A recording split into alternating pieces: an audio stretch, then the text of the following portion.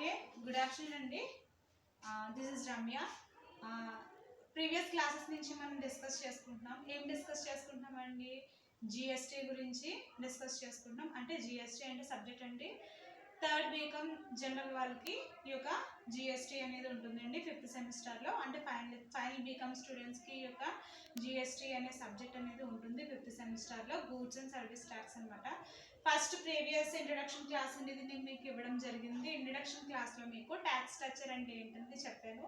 Tax స్ట్రక్చర్లో మనకి indirect tax structure అంటే ఏంటి, ఇండైరెక్ట్ ట్యాక్సెస్ అంటే ఏంటి, డైరెక్ట్ ట్యాక్సెస్ అంటే ఏంటి అనేది మీకు క్లియర్గా వివరించడం అనేది జరిగింది. డైరెక్ట్ ట్యాక్సెస్ అనేది ఏదైతే ఉందో అంటే మనం సంపాదించే ఇన్కమ్ మీద మనం ట్యాక్సెస్ అనేది కడుతూ ఉంటాం. అవన్నీ కూడా డైరెక్ట్ ట్యాక్సెస్లోకి వస్తాయండి. అలాగే ఇండైరెక్ట్ ట్యాక్సెస్ గురించి కూడా మనం డిస్కస్ చేసుకున్నాం. ఇండైరెక్ట్ ట్యాక్సెస్లో ఏంటండి, మనం చెప్పుకుంటున్న వ్యాట్ కానీ, ఈ యొక్క ఎక్సైజ్ డ్యూటీస్ కానీ, అలాగే ఈ యొక్క జిఎస్టీ కానీ, ఇవన్నీ కూడా ఇండైరెక్ట్ ట్యాక్సెస్లోకి వస్తాయండి. అలాగే ఈ యొక్క స్ట్రక్చర్ గురించి కూడా మనం వివరించుకున్నాము. అంటే ఏంటి, జిఎస్టీ అంటే ఏదో సెంట్రల్ గవర్నమెంట్కో లేదా ఓన్లీ స్టేట్ గవర్నమెంట్కో కట్టే ట్యాక్స్ కాదనమాట. డ్యూయల్ ట్యాక్స్ అనేది మనం కడుతూ ఉంటామండి. ఇండియాలో అండి డ్యూయల్ ట్యాక్స్ సిస్టమ్ అనేది మనం ఫాలో అవుతూ ఉన్నాం. మీకు కనుక అంటే మీరు అదర్ ఫారిన్ కంట్రీస్లో వేరే ట్యాక్స్ సిస్టమ్ అంటే అవునండి. Other foreign countries like Australia కానీ, కెనడా కానీ, అక్కడ సింగిల్ ట్యాక్స్ సిస్టమ్ అనేది వాళ్ళు ఫాలో అవుతూ ఉంటారు. అంటే ఏంటంటే వాళ్ళు ట్యాక్స్ అనేది పే చేస్తారు వస్తువుల మీద, ఐ మీన్ గూడ్స్ మీద, సర్వీసెస్ మీద వాళ్ళు ట్యాక్స్ అనేది పే చేస్తారు. బట్ ఓన్లీ సెంట్రల్ గవర్నమెంట్కే పే చేస్తూ ఉంటారండి వాళ్ళు. మిగిలిన వ్యవహారాలన్నీ కూడా స్టేట్ గవర్నమెంట్ కంట్రోలింగ్ అంతా స్టేట్ గవర్నమెంట్ చూసుకుంటూ ఉంటుంది. ఓకే, అంటే కంప్లీట్ స్టేట్ గవర్నమెంట్ హ్యాండ్స్లో ఉంటుందంటే అలా కదనమాట. అంటే కంప్లీట్గా ఈ యొక్క సెంట్రల్ లెవెల్లో వసూలు చేసే ట్యాక్సెస్ అన్నీ కూడా హై రేట్స్ అనేవి ఉంటాయండి. ఎందుకంటే ఆ కంట్రీస్ కూడా కాస్ట్ ఆఫ్ లివింగ్ అనేది ఎక్కువ. సో ఆ కంట్రీకి అది బాగా సూటబుల్ అయిందండి. మన ఇండియాలో అది సూటబుల్ అవ్వదండి. ఎందుకంటే డిఫరెంట్ కేటగిరీస్ ఆఫ్ పీపుల్ మన ఇండియాలో ఉన్నారు. అందరూ ధనవంతులు కాదు మన ఇండియాలో. సో అందు గురించి మనకు ఆ సింగిల్ ట్యాక్స్ సిస్టమ్ అనేది మనకి సూట్ అవ్వలేదండి. అలాగే ఇక్కడ బిజినెస్ చేసే వాళ్ళు కూడా చాలా తక్కువ. ఎక్కడండి, ఇండియాలో బిజినెస్ సెక్టర్ అనేది తక్కువ. ఎక్కువ శాతం మనకి ఈ అగ్రికల్చర్ ఫీల్డ్ మీద బేస్ అవుతూ ఉంటారు ఇండియాలో.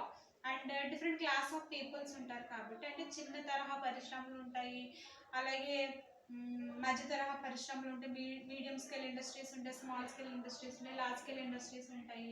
వీటిని దృష్టిలో పెట్టుకుని అలాగే ఇవి అందరూ లబ్ధి పొందే విధంగా ఈ యొక్క జిఎస్టీ విధానం అంటే ద్వంద్వ పన్ను విధానం, డ్యూయల్ ట్యాక్స్ సిస్టమ్ అనేది అడాప్ట్ చేసుకోవడం జరిగిందండి ఇండియా. అది 1st జూలై 2017లో ఈ యొక్క జిఎస్టీ విధానాన్ని అర్ధరాత్రి నుంచి ప్రవేశపెట్టడం జరిగిందండి. ఇవన్నీ మనం ఆల్రెడీ ప్రీవియస్ క్లాసెస్లో డిస్కస్ చేసుకున్నాం. జస్ట్ మీకు రిసైట్ చేస్తున్నాను ఇది. తర్వాత లిమిటేషన్స్ ఆఫ్ వ్యాట్ గురించి చెప్పుకున్నాము. ఇంకా మెయిన్ పాయింట్స్ జిఎస్టీ గురించి ఇంకేం చెప్పుకున్నామంటే, జిఎస్టీ ట్యాక్స్ అనేది ఇండైరెక్ట్ ట్యాక్స్ సిస్టమ్ అని, జిఎస్టీ అనేది tax and goods and services మీదని, అలాగే ఈ జిఎస్టీలో డిఫరెంట్ ట్యాక్స్ రేట్స్ ఉంటాయని కూడా మనం చెప్పుకున్నాం. దాంతోపాటు ఎక్కువ స్పెషల్ రేట్ కూడా ఉంటుందండి జిఎస్టీలో. 0.25% ప్రీషియస్ స్టోన్స్ మీద, రఫ్ స్టోన్స్ మీద ఈ యొక్క ట్యాక్స్ అనేది అంటే స్పెషల్ రేట్ అనేది అప్లై అవుతుంది, 0.25%. అలాగే మనకున్న జిఎస్టీలో 5 రేట్స్ ఏంటంటే 0%, 5%, 12%, 18%, 28%, ఇలా డిఫరెంట్ రేట్స్ ఉన్నాయి మనకి, 30%. సో ఈ వస్తువుని బట్టి యొక్క డిఫరెంట్ ట్యాక్సెస్ ఆఫ్ రేట్స్ అనేది అప్లై అవుతూ ఉంటాయండి. మనకి టొబాకో కానీ, షుగర్ కానీ, ఇవన్నీ కూడా హై ట్యాక్స్ అనేది పడుతూ ఉంటుందండి. మనకి అడిషనల్ ఎక్సైజ్ డ్యూటీస్ కూడా వీటి మీద పే చేస్తూ ఉంటాము. జిఎస్టీ వచ్చిన తర్వాత అనేక రకాల ట్యాక్సెస్ని కూడా ఏకీకృతం చేయడం జరిగిందండి జిఎస్టీలో. అవి కూడా మనం ఫర్దర్ క్లాసెస్లో డిస్కస్ చేసుకుందాము. అయితే ఈ రోజు వరకు ఇంకా మనం బేసిక్స్లో ఉన్నాం కాబట్టి, అంటే కంప్లీట్గా అండి ఈ యొక్క 5th సెమిస్టర్లో మీకున్న జిఎస్టీ సబ్జెక్ట్ ఏదైతే ఉందో కంప్లీట్గా మీకు ఫండమెంటల్స్ అండి ఇవన్నీ కూడా. అంటే జిఎస్టీ అంటే ఏంటి, జిఎస్టీ విధానం అనేది ఎలా ఉంటుంది, ఆ ఒక జిఎస్టీ వల్ల మనకి కలిగిన అడ్వాంటేజెస్ ఏంటి, డిసడ్వాంటేజెస్ ఏంటి అని చెప్పేసి అని కూడా వీటిలో మనం డిస్కస్ చేసుకోవడం, అంటే ఎంఈనీ సబ్జెక్ట్లో మనం డిస్కస్ చేసుకోవడం జరుగుతుంది. దాంతోపాటు వ్యాట్ అంటే ఏంటో కూడా మనం తెలుసుకున్నాం. దానిలో ఉన్న అడ్వాంటేజెస్, డిసడ్వాంటేజెస్ కూడా ఆల్రెడీ మనం ప్రీవియస్ క్లాస్లో డిస్కస్ చేసుకున్నాం. So coming to this, today we're going to learn about what is that justification for GST. అంటే జిఎస్టీని మీరు ఎలా సమర్థిస్తారు చూడండి. అంటే జిఎస్టీ వల్ల మనకి ఎన్నో రకాల ఉపయోగాలు ఉన్నాయని మనం చెప్పుకున్నాం. అడ్వాంటేజెస్ ఒక విషయంలో అంటే అడ్వాంటేజ్ అయితే ఎప్పుడైతే అడ్వాంటేజ్ ఒకటే ఉంటుందండి, మనకి డిసడ్వాంటేజెస్ కూడా ఉంటాయి. ఆ డిసడ్వాంటేజెస్ అనేది ఫర్దర్ క్లాసెస్లో మనం డిస్కస్ చేసుకున్నాం. అయితే ఈ రోజు వరకు అయితే జస్టిఫికేషన్ ఫర్ జిఎస్టీ గురించి డిస్కస్, అంటే జిఎస్టీ మీరు ఎలా సమర్థిస్తారు. గవర్నమెంట్ ఈ యొక్క జిఎస్టీ విధానాన్ని తీసుకొచ్చింది, దానివల్ల డబుల్ ట్యాక్స్ అనేది రకరకాల ట్యాక్స్లు అనేది కట్టేవాడండి. ఎవరండి? మ్యానుఫ్యాక్చరర్ కట్టేవాడు. అలాగే అధిక భారం అనేది పడేదండి ఎవరి మీద? Final consumer. ఫైనల్గా ఆ ప్రొడక్ట్ని ఎవరైతే కొంటున్నారో వాడికి అధిక పన్ను అనేది పడేదండి. ఓకే, ఈరోజు మనం అదే టాపిక్ని డిస్కస్ చేసుకుంటామండి. ఎలాగంటే జస్టిఫికేషన్ ఫర్ జిఎస్టీ మనం డిస్కస్ చేసుకుంటున్నామండి. ఫస్ట్ పాయింట్ చూడండి, ఏ కాంప్లెక్స్ ఇండైరెక్ట్ ట్యాక్స్ స్ట్రక్చర్. అసలు ఎందుకు చెప్పారు ఈ పాయింట్? ఇది ఎప్పుడు ఈ యొక్క 3 పాయింట్స్ మనకి ఏం రిప్రజెంట్ చేస్తున్నాయంటే, జిఎస్టీ రాకముందు ఈ యొక్క ట్యాక్స్ సిస్టమ్, అంటే జిఎస్టీ అమల్లో లేని ముందు ఈ అనేక రకాల పన్నులు అనేది వసూలు చేసేవారండి. అంటే ఏంటి? వస్తువుని మ్యానుఫ్యాక్చర్ చేస్తున్నప్పుడు ఎక్సైజ్ డ్యూటీ అని, అంటే ఇన్పుట్స్ మీద ట్యాక్స్ కడతారు కదండి. మ్యానుఫ్యాక్చరర్ ఎక్సైజ్ డ్యూటీ కడుతూ ఉంటాడు, ఆ ఇన్పుట్స్ మీద ట్యాక్స్ అనేది కడతాడు. తర్వాత at the point of sale చేసేటప్పుడు మళ్ళీ వ్యాట్ అనేది పే చేయాలి. అలాగే మళ్ళీ డీలర్ మళ్ళీ హోల్సేలర్కి అమ్ముతాడు, మళ్ళీ అప్పుడు ట్యాక్స్ మీద ట్యాక్స్. సో ఇలా డబుల్ ట్యాక్స్ అనేది పడింది అనమాట. దీనివల్ల ఏంటంటే ఒకే రకమైన, ఇప్పుడు మనం జిఎస్టీ అప్లై అయిన తర్వాత just we're only paying GST only, అంటే ఇంకా అనేక రకాలైన ట్యాక్సెస్ అనేది పే చేయాల్సినంత నెసెసిటీ లేదు, నీడ్ లేదు. జిఎస్టీలోనే అన్ని ఇంక్లూడ్ అయ్యి ఉంటాయి మనకి. అది కూడా దట్టు అండి, జిఎస్టీలో ఇంక్లూడ్ అయ్యి ఉండడం అంటే మళ్ళీ హై రేట్ ఉంటుందా అంటే కాదు. ఆ వస్తువుని బట్టి ఆ జిఎస్టీ రేట్ అనేది నిర్ణయించడం అనేది జరుగుతుందండి. ఓకే, రకరకాల జిఎస్టీలు ఇది వరకు అయితే మనకి రకరకాల ట్యాక్స్ల పేర్లతో ట్యాక్స్లు అనేది కట్టేవాళ్ళం అండి. అందుకే కాంప్లెక్స్ స్ట్రక్చర్, అంటే అనేక రకాల ట్యాక్సెస్ అనేది ఒక వస్తువు తయారయ్యే పరిశ్రమ నుంచి కన్జ్యూమర్ వరకు వెళ్ళే వరకు కూడా అనేక రకాల ట్యాక్సెస్ అనేది పే చేసేవారంటండి. సో ఎప్పుడండి? జిఎస్టీ అనే విధానం రాకముందు. అదే పాయింట్ ఇక్కడ స్పెసిఫై చేస్తాడు. ఈ కాంప్లెక్స్ ఇండైరెక్ట్ ట్యాక్స్ స్ట్రక్చర్ అనేది ఉండదట. ఎక్సైజ్ డ్యూటీ కట్టుకోవాలి, వ్యాట్ కట్టుకోవాలి. ఆ స్టేట్లోనే కనుక మీరు ఆ ప్రొడక్ట్స్ కనుక అమ్మితే, అంటే ఇంట్రా స్టేట్ సేల్స్ జరిగితే మీరు వ్యాట్ కట్టుకోవాలి. ఇంటర్ స్టేట్ సేల్స్ జరిగితే మీరు సిఎస్టీ కట్టుకోవాలి, అంటే సెంట్రల్ సేల్స్ ట్యాక్స్ కట్టుకోవాలి. అలాగే మళ్ళీ కన్జ్యూమర్ అమ్మేసరికి ఇంక ఫైనల్గా ఇంకో సర్వీస్ ట్యాక్స్లు ఇవన్నీ కట్టుకోవాల్సి వచ్చేదండి. ఇప్పుడు జిఎస్టీ వచ్చిన తర్వాత మనకి ఈ కాంప్లెక్స్ ట్యాక్స్ స్ట్రక్చర్ అనేది పోయిందట. ఓకే, నెక్స్ట్ ఏంటంటే జిఎస్టీ రాకముందు మాట విషయాలన్నీ కూడా. ఇంకోటి ఏం జరిగిందంటే, no uniformity of tax rates structure across states.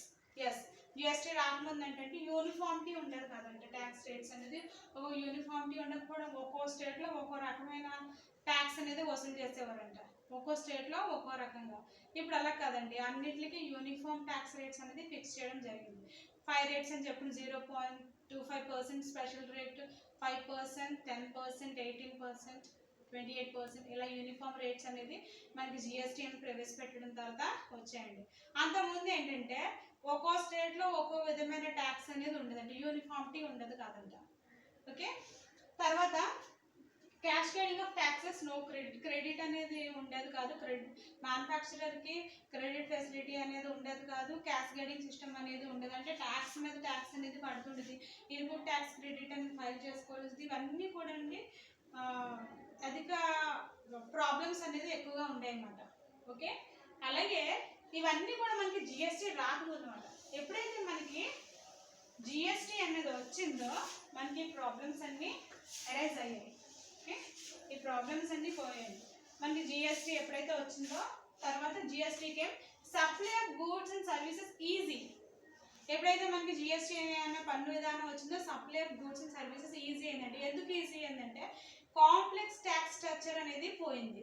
అంటే అనేక రకాల ట్యాక్స్లను వసూలు చేసే బెడద నుంచి బయటపడ్డాడు. అంటే ఎవరు ఉత్పత్తి చేసేవాడు, అలాగే వస్తువుల్ని కొనుక్కునే కన్జ్యూమర్ కూడా. ఓకే, అనేక రకాల ట్యాక్సెస్ కట్టడం ఎప్పుడైతే పోయిందో supply of goods and services chain అనేది ఇంప్రూవ్ అయిందంట. ఓకే, ఆ ఇంప్రూవ్ అవడం వల్ల ఏమవుతుందండి, అటు మ్యానుఫ్యాక్చరర్కి లాభమే, అలాగే కన్జ్యూమర్కి లాభమే, డీలర్స్కి లాభమే, బిజినెస్ యూనిట్ అనేది డెవలప్ అవుతుంది. ఎప్పుడైతే supply of goods and services బాగుందో ఆటోమేటిక్గా సేల్స్ వాల్యూమ్ బాగుంటుంది. సేల్స్ బాగా జరిగితే ప్రాఫిట్స్ వస్తాయి. ప్రాఫిట్స్ వస్తే ట్యాక్స్ అనేది కడతాడు. బిజినెస్ సెక్టర్ పీపుల్ ఇండస్ట్రీస్ ట్యాక్స్లు కడతారు. కన్జ్యూమర్ కొనుక్కుంటప్పుడు వాడు కూడా ట్యాక్స్ కడతాడు. అంటే ట్యాక్సెస్ అనేది బాగా ఎఫెక్టివ్గా కలెక్ట్ అవుతూ ఉంటాయి. సో గవర్నమెంట్కి ఆదాయమే, ఆ వస్తువు ఉత్పత్తి చేసేవాడికి ఆదాయమే, వినియోగించుకునే వినియోగదారుడికి కూడా రీజనబుల్గా ఉన్నాయటండి. ఇదివరకు అయితే మనకి యూనిఫామ్గా ఉండేవి కాదు ట్యాక్స్ రేట్స్.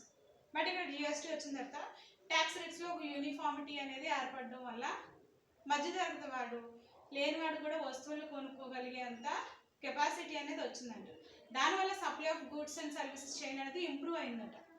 ఇంకేమైందంటే తర్వాత simplify and harmonise the indirect tax మనకి హార్మోనైజ్ అయిందంటే ఎప్పుడైతే ఈ supply of goods and services chain అనేది డెవలప్ అయిందో ఈ స్మాల్ స్కేల్ ఇండస్ట్రీస్ కానీ మిడిల్ స్కేల్ ఇండస్ట్రీస్ కానీ బాగా డెవలప్ అయ్యాయి. హార్మోనైజ్ అంటే ఈక్వల్ పోర్షన్లో ఈ యొక్క బిజినెస్ యూనిట్స్ సక్సెస్ఫుల్గా రన్ అవ్వడం మొదలుపెట్టింది. అలాగే ఎక్స్చేంజ్ అంటే ఇంపోర్ట్స్ ఎక్స్పోర్ట్స్ కూడా ఆటోమేటిక్గా పెరిగాయి.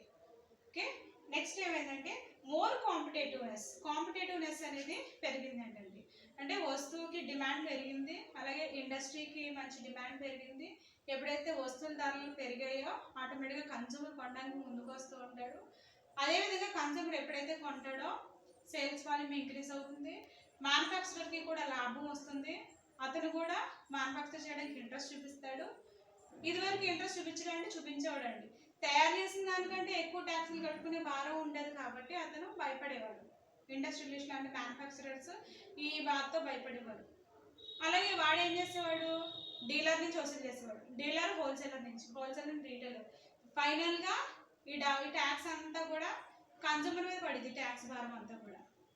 సో అటువంటి ప్రాబ్లం అనేది మనకి జిఎస్టీ వచ్చిన తర్వాత లేదంటండి. ఇంకొకటి ఏంటంటే better tax compliance. Tax system అనేది బాగా డెవలప్ అయిందండి. ఇది ఎలా డెవలప్ అవడానికి కూడా కారణం ఏంటండి, మనం ప్రీవియస్ క్లాస్లో చెప్పుకున్నాం. జిఎస్టీ కౌన్సిల్ని ఏర్పాటు చేసింది ఎవరు, సెంట్రల్ గవర్నమెంట్ ఈ యొక్క జిఎస్టీ కౌన్సిల్ని ఏర్పాటు చేసింది. జిఎస్టీ నెట్వర్క్ని ఏర్పాటు చేసింది. ఈ సేవ్ కమిటీస్ అని ఇనిషియేటివ్ కమిటీస్ రకరకాల కమిటీస్ వేసిందండి.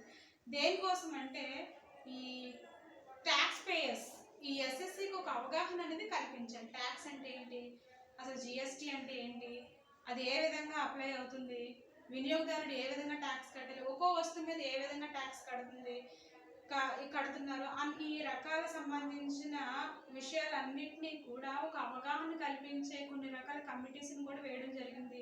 జిఎస్టీ కౌన్సిల్స్ని వేశారు. అలాగే ఐటీ రిటర్న్స్ని ఎలా అప్డేషన్ చేయడం అనేది ఈజీగా చేశారు. అంతా ఆన్లైన్ ద్వారా చేయడం ఎలాగన్నది ఎడ్యుకేట్ చేయడం జరిగింది. ఇవన్నీ కూడా ఫెసిలిటీస్ అన్నమాట tax పేయర్స్కి.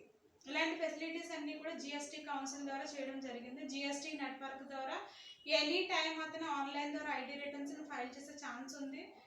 Books of accounts records maintain చేయడం ఈజీ అయింది. అతనికి ప్రాపర్గా ఎడ్యుకేట్ చేయడం వల్ల అతను ఆ ట్యాక్స్ అనేది ఎలా కట్టాలో అన్నది అతనికి ఒక అవగాహన కల్పించడం వల్ల అతను ఎడ్యుకేట్ అయ్యాడు. అలాగే కొన్ని రకాల ఎగ్జంప్షన్స్ని డిడక్షన్స్ చక్కగా యూజ్ చేసుకోవడం జరిగింది. ఇన్ని రకాల బెనిఫిట్స్ అనేది ట్యాక్స్ పేయర్స్కి కలిగింది జిఎస్టీ వచ్చిన తర్వాత. సో ఈరోజు టాపిక్లో మనం ఏం చెప్పుకున్నాం అంటే ఫైనల్గా ముందు ప్రాబ్లమ్స్ డిస్కస్ చేసుకున్నాం. అంటే ఏదైనా ఒక విషయం గురించి అది దాని గురించి గొప్పతనం గురించి చెప్పాలంటే ఫస్ట్ మనం ఏం చేస్తాం, దానిలో అసలు అది రాకముందు ఎలాంటి సమస్యలు ఉండేవి అనేది ఫస్ట్ మనం డిస్కస్ చేసుకుని తర్వాత మనం అది వచ్చిన తర్వాత అంటే మనం ఏదైతే మార్పు అనుకుంటున్నామో ఆ మార్పు వచ్చిన తర్వాత జరిగిన మంచి గురించి మనం చెప్పుకుంటూ ఉంటాం. అదేవిధంగా జస్టిఫికేషన్ ఫర్ జిఎస్టీలో సేమ్ మనం అదే డిస్కస్ చేసుకున్నాము. జిఎస్టీ ట్యాక్స్ విధానం అనేది రాకముందు అనేక రకాల ప్రాబ్లమ్స్ ఫేస్ చేసాం. ఎప్పుడైతే జిఎస్టీ వచ్చిన తర్వాత ఈ అడ్వాంటేజెస్ అన్ని మనకి అంటే వచ్చినాయి. Supply goods and services improve అయ్యాయి, హార్మోనైజ్డ్ ఇండైరెక్ట్ ట్యాక్స్ స్ట్రక్చర్ వచ్చింది, మోర్ కాంపిటేటివ్నెస్ పెరిగింది, బెటర్ ట్యాక్స్ కంప్లైన్స్ అనేది పెరిగింది. సో ఈ విధంగా జిఎస్టీని ప్రభుత్వం సమర్థిస్తోంది. అలాగే అనేక రకాల పరిశ్రమలు కూడా జిఎస్టీ విధానాన్ని సమర్థిస్తున్నాయండి. దీనివల్ల లబ్ధి పొందింది ఎవరు అంటే కన్జ్యూమర్ పొందాడు అధిక పన్ను భారం నుంచి. అలాగే small scale industries, medium scale industries బాగా డెవలప్ అయ్యాయండి. ఇంకొక విషయం ఏంటంటే ఈ జిఎస్టీ పన్ను విధానం వచ్చిన తర్వాత ఇంపోర్ట్స్ ఎక్స్పోర్ట్స్ అనేవి కూడా మనకి పెరిగాయి. ఎక్కువ ఎక్స్పోర్ట్స్ అనేవి మనకి పెరిగాయి. అలాగే ఎక్స్పోర్ట్స్ని ఇంపోర్ట్స్ని ఎంకరేజ్ చేయడం గురించి గవర్నమెంట్ కొన్ని డిడక్షన్స్ కూడా ఎగ్జామ్షన్స్ కూడా ఇవ్వడం అనేది జరిగిందండి జిఎస్టీలో. సో ఫైనల్గా కంపెనీ ఈ యొక్క భారతదేశం ఇండియా డెవలప్ అయిందంటే ఎకనామికల్గా ఈ యొక్క ఎప్పుడైతే ఈ జిఎస్టీ సిస్టమ్ అనేది వచ్చిందో, జిఎస్టీ పన్ను విధానం అనేది రావడం వల్ల జిఎస్టీ ట్యాక్స్ సిస్టమ్ కంట్రీ ఏంటండి ఎకనామికల్గా డెవలప్ అయిందంట. అలాగే జీడిపి గ్రోత్ రేట్ కూడా దీనివల్ల మనకి పెరిగింది అని సర్వే రిపోర్ట్స్ మనకి చెప్తున్నాయండి. అలాగే సో ఈ విధంగా జస్టిఫికేషన్ ఫర్ జిఎస్టీ అంటే ఈ రకాల పాయింట్స్ అనేది మనం ఈ క్లాస్లో డిస్కస్ చేసుకున్నాము. అలాగే నెక్స్ట్ టాపిక్ మనం నెక్స్ట్ క్లాస్లో డిస్కస్ చేసుకున్నాము. ఈ టాపిక్ అంతా కూడా ఫస్ట్ యూనిట్లో ఉంటుందండి. మీకు ఈ టాపిక్ వచ్చేసి ఫస్ట్ యూనిట్లో 4th టాపిక్ ఎంతో ఇది 4th టాపిక్లో మనకి జిఎస్టీని మీరు ఎలా సమర్థిస్తారు అంటే జస్టిఫికేషన్ ఫర్ జిఎస్టీ అనే ఒక టాపిక్ అనేది ఉంటుందండి. దాని గురించి మనం ఈరోజు డిస్కస్ చేసుకున్నాం. I hope you all understood. Thank you.